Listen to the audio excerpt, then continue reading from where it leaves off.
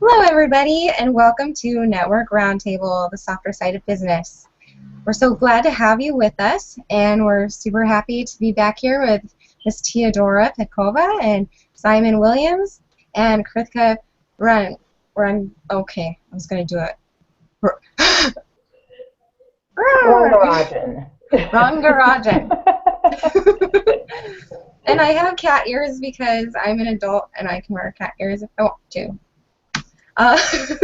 Well, our show today is going to be centered around curiosity because Teodora is our +1 superhero for curiosity. And we have Simon as a sidekick, but we all know that superheroes and sidekicks are interchangeable. We cannot have one without the other. Okay, let's go ahead and begin with Teodora. This appreciation, the +1 super sidekick appreciation. Go for it. Okay, I guess I did it in the wise part when I was admiring Simon's thoughts. Am I supposed to say why I like Simon now? Yeah, just kind of, yeah. Like. Okay, because he's a very good person, a very interesting person. He writes very well, and he's interested in various fields, and I like that. I like to follow his curiosity too. Very nice.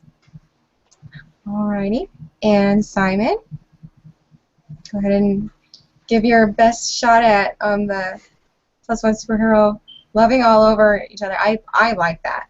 I know that, you know, this show has kind of let it go, but I'm in charge now, and I want it back. Well, Teodora, which I came across through Google Plus and the information she was sharing, and to say that the information was getting deep underneath the surface of communication is light. She was very much interested in the fabric of communication, and which pricked up my ears. And the way she wrote about it was something that was very. It had an academic it was contained with academic in the way the subject matter was talking about, but she made it very accessible to anybody in the way she was communicating to it. And I just went, oh, that's interesting. And from the ideas that she was talking about and the way her posts and articles were delivered, yes, I was looking forward to the next one after that and the next one after that. So she has a way with words and communicating really interesting and sometimes complex ideas into very straightforward and imaginative ways. And that's why, yeah, I like it. That's awesome. Yeah, everyone that I talk to ever, and I say, oh, I'm going to do this with Teodora or something, I love that girl. I'm like, yeah, I know, we all do. You just have, and I love that you brought up that academia, because I think that really, at least it really speaks to me. I geek out majorly over that, and Teodora, you have such a beautiful way with words, and you bring that academic pristineness to your writing that I really appreciate. But it's not cold. With academia writing can be, when you're reading text, can be sort of distant and clerical, which is death to when it comes to trying to communicate your idea. Teodora's is the opposite. Teodora is the opposite. She's involving you within her argument and setting up your imagination and your brain to work it through and make full sense of it as well, which is really good. You're like the professor that my favorite professor, really. Touche, I couldn't put it better. connecting the dots for all your students. That did you know that we all look to you as a teacher? No. I bet if we were to take a G+ poll survey right now, everyone would probably say yes. Yeah, that was kind of too much love and appreciation. No way. Kitty, are you gonna unmute? Yep. Cool. I'm here. All right. Well, I just wanted to make sure that you had the opportunity, like, to be able to talk if you want to. I think all of our microphones are pretty good, so I don't mind if we just stay unmuted. So. Okay, so with sticking with our structure, the past, present, future structure, looking at these core values, I'm just curious, Teodora. Curious. We should have the word of the day. I'm curious if, like, what brought you to the point where, like, you realized that that was even something, because as children we're innately curious, but you kind of take it to another level. So can you talk about that a little bit? Mm-hmm. Like the first moments of being present with the idea that you are curious. Well, it's not just the awareness of being curious, it's the feeling of being curious and the feeling of following certain threads and parts of things that you further put together and make a different whole, an entirely different whole. And then these parts and your curiosity particles connect you to other people's curiosity particles. And this expands your understanding of the way of the world around you. That is beautiful. So it's not that I'm particularly aware of my curiosity. It's just I like curiosity. I like the feeling of this, the exploratory part, and the excitement when you're discovering. Discovery. That is a pretty weighty word right there. It is. I just want to be like a psychologist right now and just be like, talk about discovery. And I will be like, I don't want to. Now we'll never get through this and get to the next stage.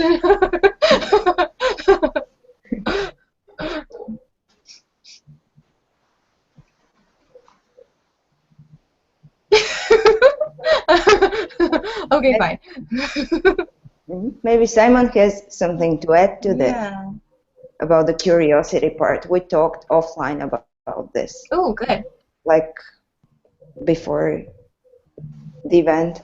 Isn't that so funny? Like, we did that, like, John, Zara, and Grizz and I, like, we met, like, I don't know, like 3 or 4 times preparing for a conversation community event yesterday, and, like, every time it was like we were talking at least for like a couple hours, and we're like, this is gonna be so good, and then like we hit the start broadcast and it's like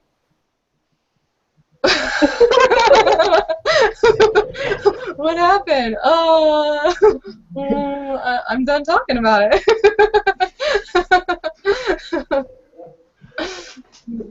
But hopefully we're not done talking about curiosity. Well, I think it's more, yeah, once you've covered a topic and you go to replay it, it can be difficult. But with curiosity in our discussion about it, it was more the driving motivation to get somewhere. I think it's fascinating with curiosity. It's more it's a belief that I think there's a belief that there's more unknowns than knowns when you go into curiosity. I mean, you want to find out answers, but it'll bring up far more questions, and that's even more interesting, I think. So I don't know if we touched on that last time, but there's definitely an ability, an innate ability, I think, with I'd say interesting people, in the sense that when there's something that happens that you consider that you're complacent with, but you're not willing to question, or you're willing to question, I should say, it makes you curious to find out the reasons why, and you keep asking the questions to find out further information. It's kind of like being a scientist in a degree, where you're methodically pinpointing stuff down, and then it takes off in another area, which happens a lot in science and scientific research, that something can be, all the effort can go into one ways, and then there's a byproduct that comes up that can be a further avenue for discovery. And that's definitely what I think curiosity is. May I just add something? It came to my mind that quest and question are from the same Latin root, which is nice, huh? Kristin, Like I said, did you hear Teodora has amazing discovery? Yes. Yes, I didn't know that actually. So quest and question are from the same Latin root? Yeah, there is, it's called questio, but nobody will hear that. I mean, it's an old word. And Aaron then would know it. Aaron Seagal. Uh-huh. His mom is like, I think she teaches Latin. And so he's like always schooling me. So he'll really appreciate that. Great. I hope I'm right. And you also We'll change Wikipedia. I'll do the work and we'll change it. How about that? Yeah. That's awesome. Yeah, I'm sorry. Sorry, Chris. Yeah, I was just saying that I think all of us have an ability to be curious. I think human beings by nature, they have that ability to be curious. It's just that a lot of people don't take advantage of it. You know, they don't want to be curious because they're afraid of the answers that they'll find. And I mean, because I know people, you know, they're really nice, sweet, intelligent, smart. They're so close-minded, you know, and they have, because human beings, I think they come with preconceived biases, right? So you look at everything with a bias already in your mind. You look at something, it's very rare to find people who explore without judgment. Because I think curiosity, if you want to be curious, you have to let go of your judgment, and you have to just become a child, I think, or become a dog.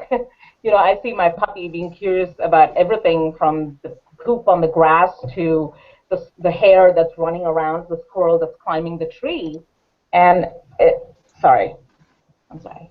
and it kind of teaches me to be more open-minded. But sometimes it frustrates me when I come up against people who just don't want to listen to your side of the story.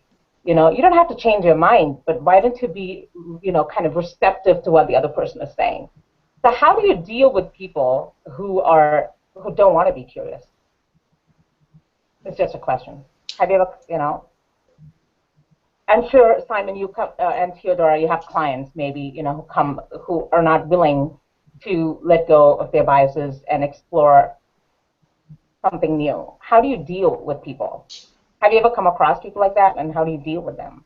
It's something I always wonder, because it feels like I'm butting my head against a wall. You know, when I come across people. I mean, you don't have to be curious about everything, because I don't think we can be curious about everything. Like for me, I'm very curious about words. So when you said that quest and question are from the same root, that makes me really happy, because once the show is over, I'll go and check that, because that's, my husband always teases me. He's like, every time you come across a new word, you have to look at the meaning of it, because I just have to know what it means, and that is my curiosity, you know. Yeah. But how do you deal with people who just don't want to do that, you know, just... Yeah, but Krithika, the way you want people to respect your curiosity is the same like them wanting you to respect their uncuriosity. Mm. Why would you want to take somebody from somewhere and put him in a wild world without him doing this alone? So my answer to this is leading by example. Because if what you're doing is nice and makes the other people curious about what you're doing, maybe you will make him or her come after you. And if they don't, they are not your people. We are not supposed to be all curious and equal, etc. Right? Right. That is true. So in a way, by wondering why others are not curious, I'm actually judging them, which is against being curious. If you think about it, I was contradicting myself.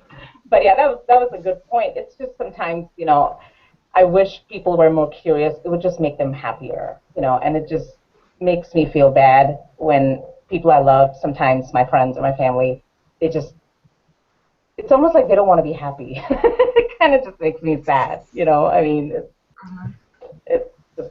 We're strange beasts, human beings. So we kind of we're the extremes of everything and everything in the middle. And Teodora's got a great point there in the sense that you can't change people inherently for what they want to believe or if they want to be curious or not. But it's more that you are consistent with what your personality, your and especially in the field that we're in our writing and that the people who you come across are more in line with the way you think. It doesn't mean they're completely exactly the same and on the same boat, but they have an idea of what you are compared to and what you can provide to them, I think, in business. And that's what I try to do, is getting the ability for what I say and how I say it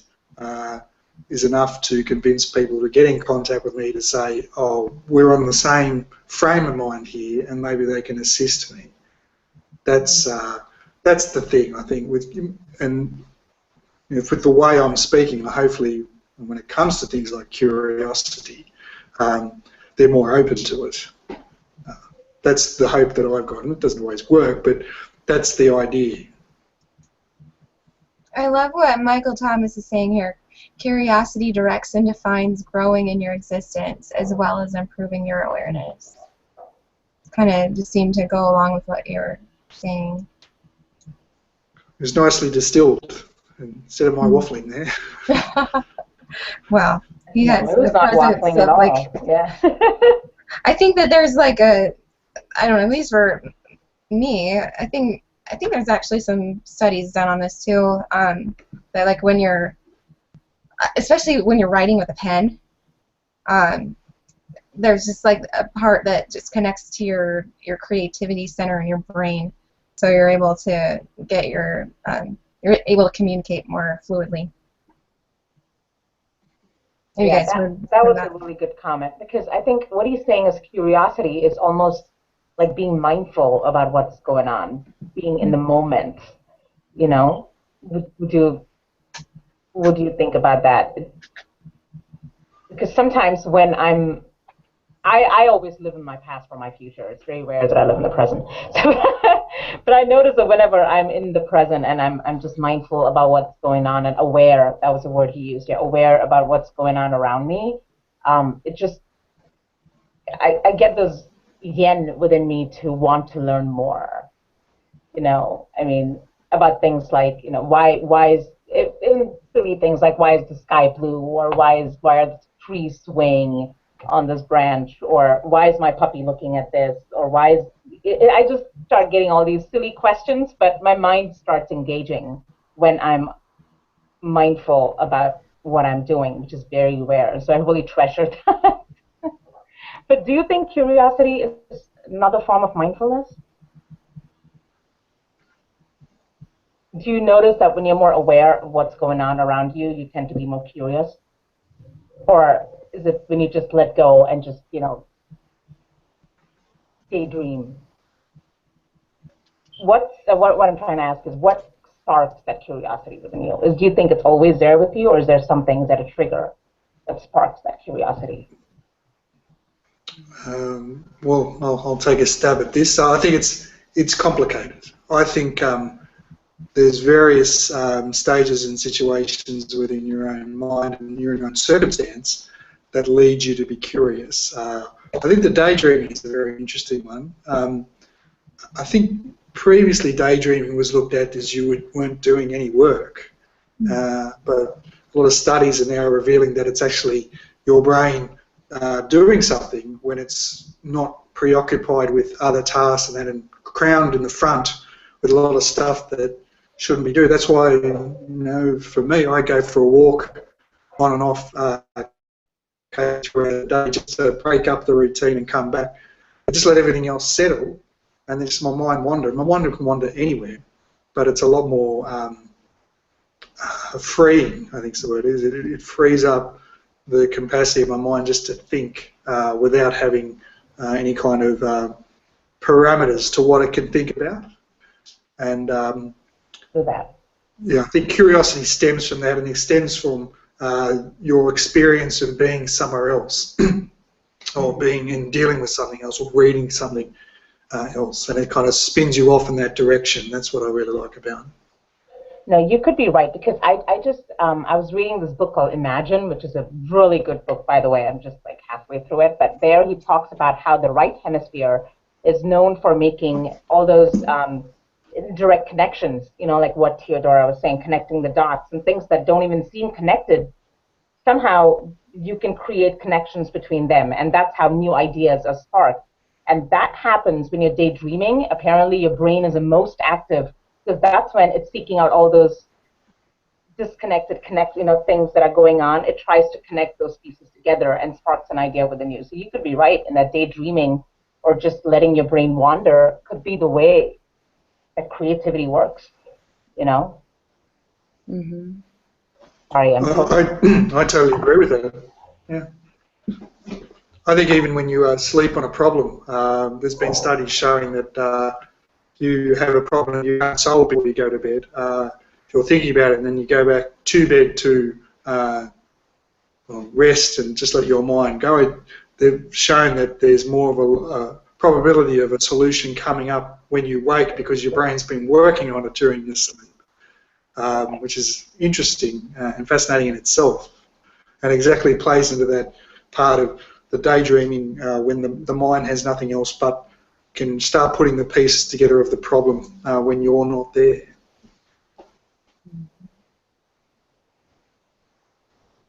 That is very true. I just saw a comment, Kristin, I don't think I can pull it up, but from Nina Frankova. She says, natural curiosity is the first step to communication, then learning, then exchange of ideas, and eventually business. That's nice. Yeah. Find your tribe. That's what you said, right? Find people who are on the same level and who want to connect and be curious together and collaborate This is, together. again, in terms of mindfulness, like when is curiosity equal to mindfulness? Mm-hmm. I think it's not when you think of mindfulness, when you relate mindfulness to mind, because mindfulness has nothing to do with mind. Mm-hmm. And at the same time, it's equal to mindfulness when you are ready to connect dots and to get answers that are not the ones you expected. What you said, Krithika, before that. Right. Kristin, do you have something to add to that? I'm trying to wrap my mind around mindfulness has nothing to do with mind. And that's difficult for me. Can you try to explain it another way? well, it's like this saying, or to see, you need to close both your eyes. I guess this makes things more difficult rather than explain them. But if you want to be mindful, you cannot let your mind rule the situation. And start with this inquisitiveness thing rather than with curiosity. Because why this, why this, why that? This is too much for you to know. And you can never know that. However, you can always experience the pleasure of understanding things that you've never asked about. Like just opening your mind or your spirit to see things around you. So, like, being open is definitely, or not, I don't want to say definitely, because that's kind of like what we're saying, right? It's in order to develop curiosity, like if someone is trying to develop more curiosity to help them in their business, then they want to get out of their own way, sort of thing. Right. It kind of reminds me, Kristin, of you know, Jessica Duell, right? So her infusion principle, kind of like the tagline, is like 2 + 2 is equal to par par. Par par is basically, it stands for the answer you want to give. So 2 + 2 is not always 4, is what she's saying. Saying 2 + 2 is your unique goal, your unique dream, whatever you want to make out of it. So it's kind of something like that. I think when Teodora was talking, I thought about it, is that when you give up that control over your mind, and because your mind always likes things organized and likes having one right answer. When you give that, because I struggle with that so much, it's so hard for me to give up control and just, you know, and I'm just working on it. But it's because your mind always slams on the brakes and doesn't want you to think. You know, doesn't thrive in chaos, is what I'm saying, I guess. So I think curiosity, in many ways, it almost germinates in chaos. You know, it kind of, that's where it simmers, and that's what I think, Teodora, you were saying, is that in mindfulness, your mind should not rule over you at that point, and that's being mindful, which is actually very beautiful. I like what you said about if you have to see, you have to close your eyes. That was a good quote. Yeah, that was I've never like heard of light bulb. That's not mine. It's just a sentence. Yeah, I've never heard of that quote, though. You should just claim it, Teodora. That's yours. I wonder if we want to give it to you. Yeah. Yeah, we wouldn't know anyway, so we'll take it as yours. Oh my goodness, that like totally makes me think of, gosh, what was it? There's some kind of G+ thread this week. Like everyone was all up in arms over something. I can't remember what, but I just remember like my reaction was like, why can't we just all appreciate each other's art and just let it build upon itself? Like it just be one big art project, like all together. Yeah. Same kind of thing, I think. Yeah, because I think human beings, we just, you know, we like forming cults. So we like being part of this group. You know, we like feeling special in this exclusive group. And so anything that takes us away from that, we just don't want to do it. And you know, I mean, it's just a dream. But ideally, I would just love a world where people, they don't just categorize themselves. So that just limits connection and conversation and communication. And, you know, it bugs me sometimes. I don't know what he's meaning, but maybe one of you can explain this. Michael Thomas says, I think we all multitask dream while sleeping. But you mentioned dreams, so I wanted to bring that up there. No, I think what I get from that is when you're sleeping, you're dreaming, so your mind is actually awake, so maybe you're really not sleeping. So it's almost like you're multitasking there. That's what I get out of it. I don't know, I could be wrong. But maybe he can explain it further. So. That makes sense. And Nina noticed my cat ears. Thanks, Nina. Did you relate them to business? No, not She's totally. good at this. She can do this. She's a very good connector. She is. You have a very curious vision. So what kind of business? We'll take it. Nina's very good at that, and she's extremely good at that. Like, okay, I might be extremely narcissistic, but I think she's extremely good at that for me, because she can say something, and I'll just be like, "That's exactly what I needed to understand this concept that I've been mulling over for the last week." And you could just come in here and just say one little thing, and it's like, "Oh, that makes sense." And that's interesting in itself to me because of the different cultures, like the different language. I think when Simon was appreciating Teodora in the beginning, and you all talked about how she's a great teacher, I think that's because she's so open-minded. And it's easy to say something, but it's very hard to communicate your message. And if you want to communicate something, you really need to be willing to understand what the other person is thinking and accept that perspective too in order to communicate what you're saying meaningfully. So really, in my opinion, being open-minded, being curious is almost, these are the foundations of a good conversation, of good communication. Otherwise, either you're just being a groupie, where you're just agreeing with what somebody's saying, or you don't get along with anyone. Those are like two extremes, right? Where you just kind of suck up somebody, or you just don't get along. But it's very rare to find somebody like Teodora and Simon and you, Kristin, who are really so willing to understand what the other person is saying and be open-minded enough to take that in and then have a conversation. So that's one of the reasons I really love hanging out with you. Thank you. You too. Right back at ya. We're like this big mirror. I was going to say. Sorry, I was going to say about the closure of a lot of communities with the advent of being connected in amazing ways with amazing technology these days. Krithika brought up that point of where we're kind of closed within our own communities. Do you think that segmentation's happened a lot more because of social media and that in a lot of ways, which is it's funny that you think it'd open up a lot more people to be like more wide and connected through being exposed to different thoughts, but it sounds like a lot of people are hearing the same voices within their own sphere and not getting through and not willing to go outside of them. And I think that it's compounded that.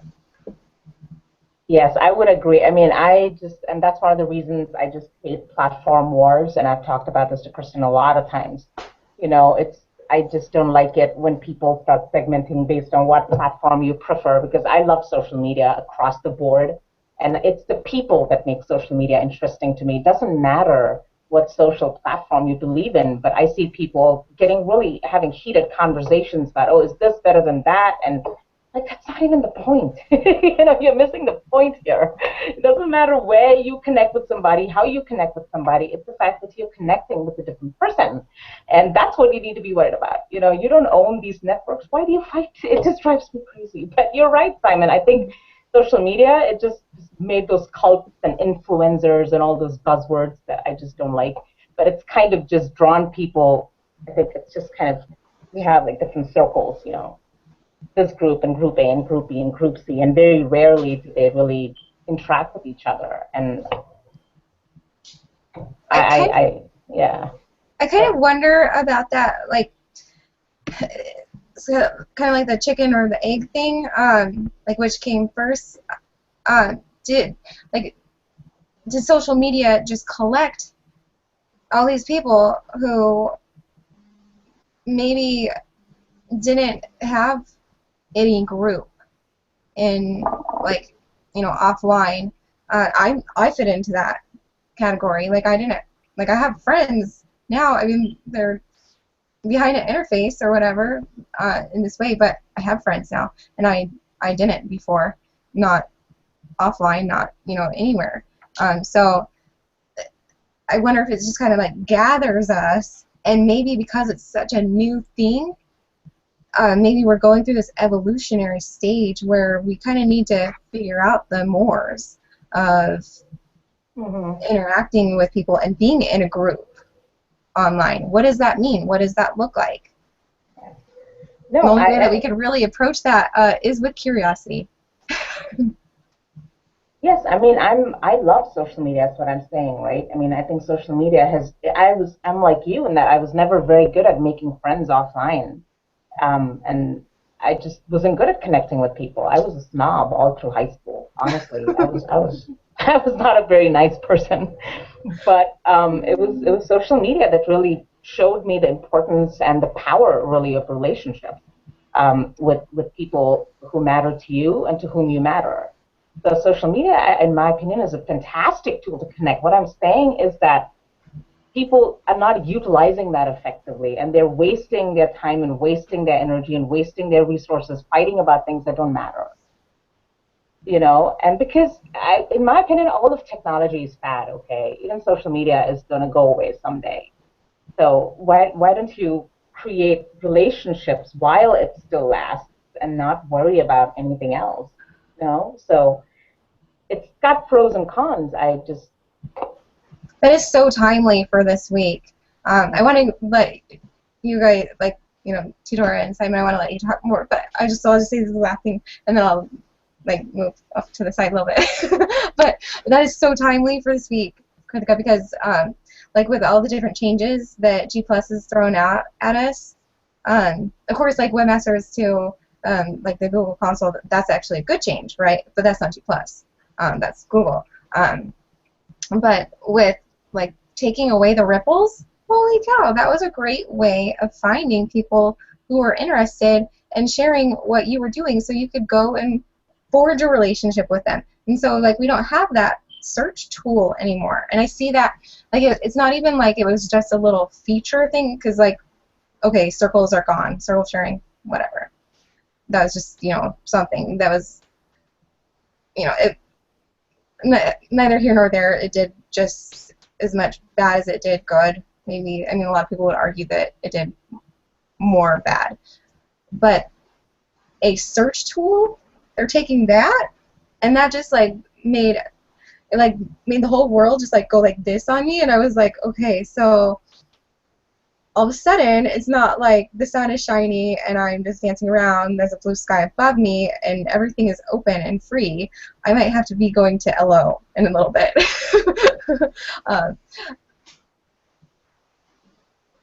But yeah, so, like, what you were saying is so right on, just, like, making the relationships that are going to be, you know, that, like, social media is just an avenue. It's just a portal. And we're fortunate to be able to have it to use right now. We may not always have it. Kristin, as for the ripples, what?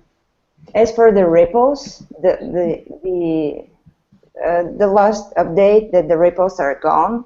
Mm-hmm. Just an abstract view about this, that the thing that you are searching is also searching for you. So no matter the tools, you will still connect with the people that you need and will connect with. How about that? How about that, like, from like more of an esoteric kind of? Is that kind of, are you saying that, like, with kind of like more of an esoteric intent? Yeah, we can call this esoteric. Okay. Or we can call this just feeling and intuition. Okay, well, yeah, that's probably nicer sounding. Better words.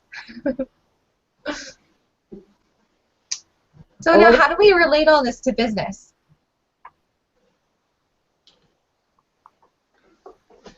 How do we relate talking about curiosity?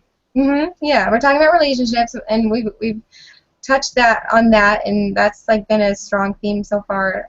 So I feel like it's supposed to be, you know, part of the conversation. But yeah, how do we relate? How do we connect all the dots and do it in a way so that it benefits us and our business, but our customers? Well, I'll start off. I'd say that with curiosity, it's the element of empathy with people and with situations that I think keeps everything open, in the sense that you're not, as we were talking about before, you're not closed off with your own ideas, your own things about how things should work, and you're judgmental with other people, or a lot more judgmental than you should be. With being more empathetic, you're more likely and more interested in finding out a lot more about the situation and putting yourself within the shoes of the other person. And in business, I think that's a big crucial thing, is to the benefits that your business can provide to them is finding out exactly what their challenges are, and finding out their detail as to what, both in their life and their business, as to what's affecting them and how you can solve it. And I think that just comes from empathy. Empathy, which stems on to curiosity, and those both work in conjunction with each other, which I think, and that helps business. Mm-hmm. Perfect. I will be less esoterical here, Kristin. May I?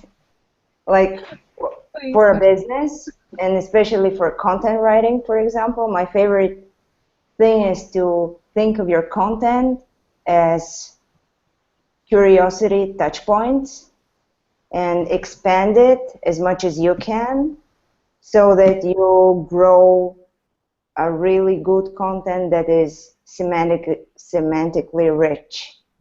Mm-hmm. And curiosity helps a lot when doing this, because when you're getting a bit outside the box of your business, you are making more connections and therefore more opportunities for other people to find you. Is this business enough? Yep. Yeah, that's perfect. Yeah. Totally. I mean, I think especially, I know, Simon, you're a freelance copywriter. Teodora, you're also a writer. And,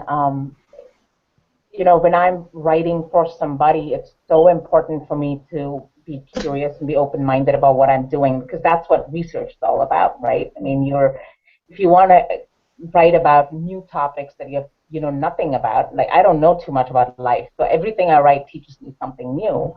Like I'm working for Wayne Metter, for example, and he's a big sustainability and green living and all that. And I had no idea what sustainability even was. I actually went and Googled it and I said, define sustainability. What does sustainability mean? And now I've written 5 or 6 blog posts for him, and I'm so much more knowledgeable about what's going on, and I'm so much more aware. And it really excites me to see people talking about sustainability and green living. And it's made me also a more efficient person. I mean, I turn off lights now, which never used to happen. So you almost become a better person by being curious. Yes. Mm-hmm. That's my Absolutely. experience. Yes. And I loved what, Simon, you said, curiosity is empathy. Oh, yeah. That was so true. That made me so happy. I just had a big grin on my face when you said that. Thank you. I'll take that and write that down as a win today. Yes. Now, can you get that written down and put onto his LinkedIn? Yes, I was about to say I'll write a recommendation for you. I keep bringing those up like this past week, and I have one because Griswold Grimm and I did that for each other. We gave each other recommendations a while back, but that's the only one I have. But I think it's such a great idea. Like, I think Mia was the first person that I heard. Mia Voss was the first person that I heard, like, encouraging people to do that. Because why not? I mean, if we're interacting and we're choosing, like, you two are, like, chose each other to be in this, like, hero, sidekick, interchangeable just relationship. And so, like, how awesome would it be just to, get that in writing to help other people know, like, what you know? I don't know, just a little side thought I was having. I'm curious if anyone else is feeling like that. If you are, put it in the comments. Thanks. I mean, you're right. There's something about, especially if you've got a relationship you're developing, a business relationship or something, that you politely request for some kind of recommendation. It certainly warms your cockles. I don't know if that's the right word to say, but Yeah. It puts a warmness to a degree. I mean, you know, you get enough rubbish out there anyway, but it's nice to have other people kind of validate a little bit of what you do, and you kind of think you're on the right path and doing, well, not on the right path, but certainly in the way you're approaching stuff, you're doing it the right way. I think that helps. Yeah, that reinforcement. Really nice. Yes, yes. That reaffirming, you know, your connection makes you feel good, and yes. But is there anything like over curiosity? Do you think curiosity killed a cat, or kitty ears in your case? Can you ever be over curious?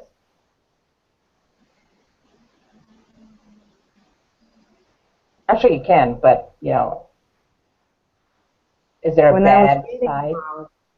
Yeah, go ahead. When I was reading about curiosity, I stumbled upon this term omnivorous curiosity, which is, again, being too nosy and trying to know everything, which is not the curiosity you're looking for.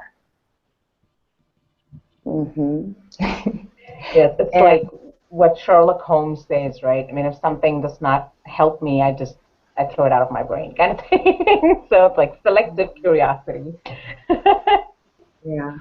I don't know like how you spell it, but what my ears heard was omnivorous. Eating everything. Yeah, omnivorous. That's omnivorous. Yeah, that is. Okay. Kind yeah. of, Well, that was not what I was like. What I heard, what I heard was more like closer to unneighborly. Yes, because I mean, you know, there's a difference between being curious and snooping into people's affairs. You know, like prying into people's affairs. And most people, when you talk about curiosity, it's like the wrong kind of curiosity. In that, what is she doing today? What did she do? What's she saying about me? That's not. I mean, that's. I don't think. I mean, that is maybe curiosity. It's not the kind of curiosity that will maybe make you a better person, I would say. You know, because in my country, that's very popular to like pry into your neighbor's affairs.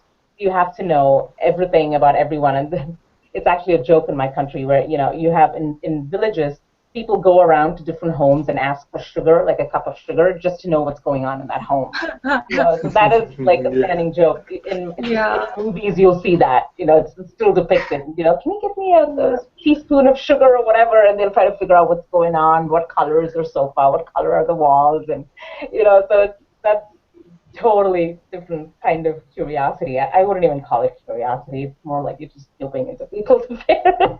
I saw this one Bollywood movie, and like the lady was like, "Can I borrow some sugar?" And then he just like pushed the door open and walked right in.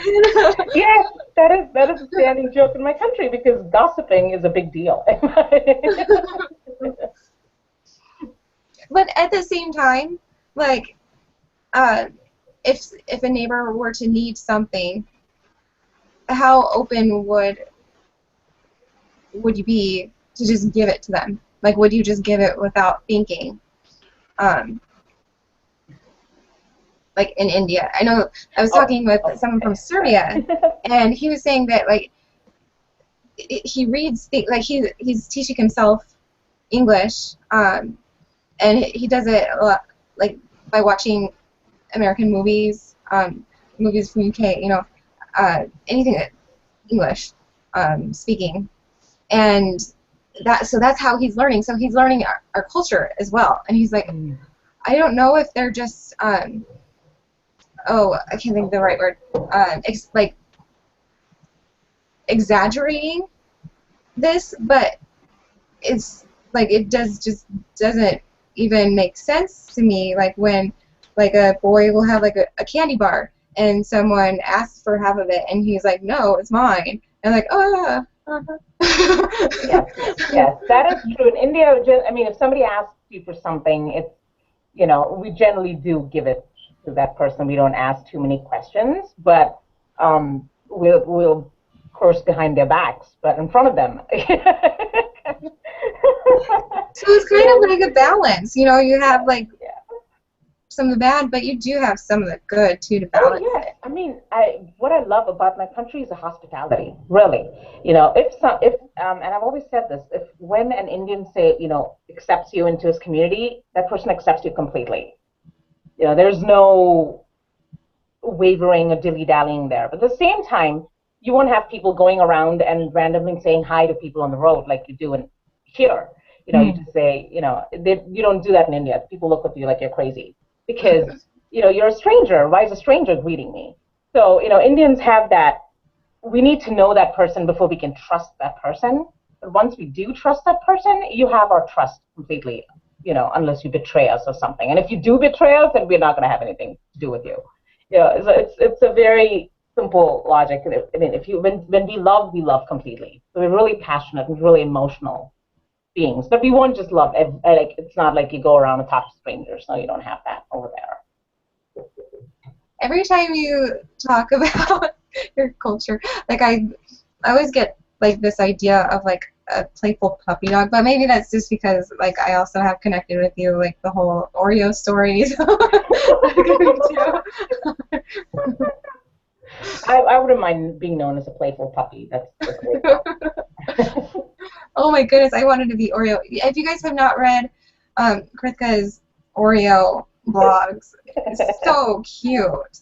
She talks like she's Oreo. Well, Oreo gets Krithika to write Oreo stories. Yes. It's just, you know, that's bringing back to curiosity. Because I used to be really scared of dogs, okay? I mean, I had a phobia of dogs. Because in India, we have stray dogs, and I've had some really bad experiences with them, so I had a bias. I was not open-minded about dogs. And then all it took for me was one gentle dog to change my mind, you know? And that's all it took to change my mind. And now I just go and I play with the biggest dogs on the street, and my husband always smiles at me. He's like, are you the same person 2 years ago? And I'm like, I'm glad I'm not. You know, just by being open-minded, I'm able to look at the situation so differently, and I'm so blessed to have this rambunctious Devo in my life who teaches me so many wonderful things without telling anything. And that's just, I think dogs have a way of stealing your heart like that and teaching you to be curious. You know, every time he stops and smells something, I wonder what he's doing. And it's for me, it's a break from those negative thoughts in my head or, you know, insecurity. He just takes me out of that, and it just makes me so happy. But I'm sorry, I just went totally different tangent here. That's so funny that you said like the thing about, you know, Oreo makes you curious by stopping, but then like all of a sudden I just got to thinking, you know, everyone always says like dogs don't think, you know, they love but they don't think. Well, they're sniffing around at something for some reason. Yeah. What is the purpose if they're not thinking about it? Wonder how curious dogs get. Superhero or sidekick? What do you think? Yeah. I have a cat. I don't. I can say these things for my cat. Well, you can say that well, that's right, curiosity killed the cat. That's terrible. It took us so long to get there. With cats themselves, I mean, with dogs, they're fascinating. They're more overt in their curiosity. Where cats are more, they try to be more reserved about it. Like they're saying, I'm not going to be curious, but I totally am. And they'll follow you around, and they just so casually follow you around and just go, yeah, that's right, you're in the room, so am I, who cares? But they're going, you know, they're curious, what are you up to? You know, they're interested in things without being, with the dogs being so extrovert about it. I think it's the big difference. Wow, that's a good tangent, that one. I like that. How many cats do you have? And have you always had a cat? You must be around cats because you just described them perfectly. Well, no, funny, no, I don't have any pets here with me, but I do have family who've got dogs and cats, and I've grown up with dogs and cats as well, and they've always been they're at the opposite spectrum as to how they work and how they socialise. But it's funny how curiosity is just one of those things that when a dog's curious, is they'll show you straight away that they're curious, but cats are kind of be a bit shadowy about it. They'll try to hide it, but they're curious. All right. Well, I guess we're looking at the time, and Teodora, it's very late for her right now, and she has to get up early. So we're going to be respectful of that and not keep her up all night long. We'll do that another time. You should have breakfast now, Teodora. Yeah, if we cook for you, can we talk you into staying later? I don't know how we're going to get it there to you. You have a 3D printer? No. Eggs!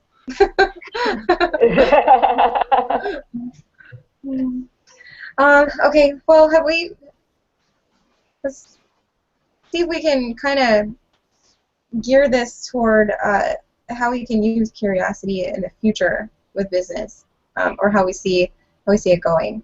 And just to have, just quick thoughts, and then we'll go into shameless self-promotion.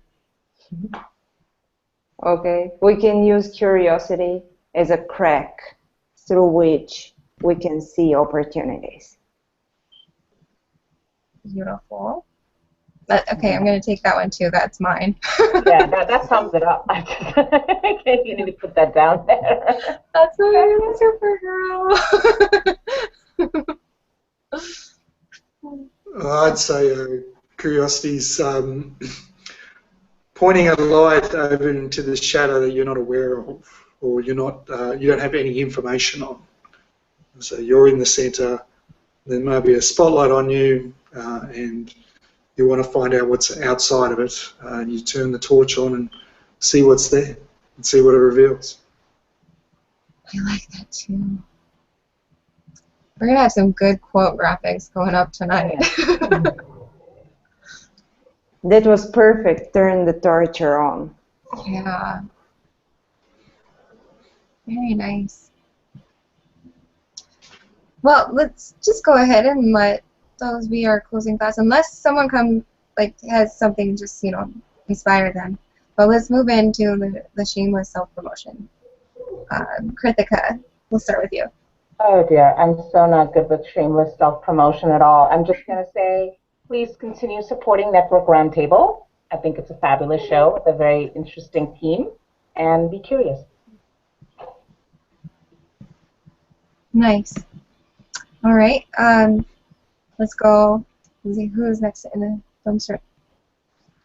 Oh, okay. I was supposed to go first. Oh well. Simon, your turn. Oh, okay. Well, I just think I'm always promoting story and storytelling, and that's the key thing when it comes to my business. Is that if you're using story, get it on there, and that's as a copywriter, that's where I see it. Is story is the way you're connecting, and that's what I do. And I think that's more of a promotion about my business and more about what I like and how it and where I see it going, and that's story and people, and that all relates to my writing. Not the greatest, but I would take that. That's very cool. Okay, I'm gonna go next, and then I'll let you go and finish this up, Teodora. Gina Fidel and Marilyn and John Moore are starting a show next week, and I'm excited about that starting. And I don't know all the details, but they're going to be doing that. And then Alex and John Ellis Alexandra Enrique Gonzalez and John Ellis, part of SEO Wise, they are going to be starting a new series as well about restorative justice, and I'm going to be running comment tracker for them. Promise I'll be quiet during that show. But really, really excited about hearing more about what restorative justice is and what the city in Colorado is doing with it. See how we can support them through that. All right, Teodora. I'll skip the shameless promotion part and just tell people about something about blogs and content writing. So if they are wondering where to start, they can start with building curiosity cabinets, like taking things from everywhere. And Krithika, what's wrong with the cabinets word? It was an interesting idea. Because we're like, oh. Yeah. So curiosity cabinets are key to creating really useful content for your readers. That was a shameless promotion of writing interesting things. Interesting. I need to think about that, yeah.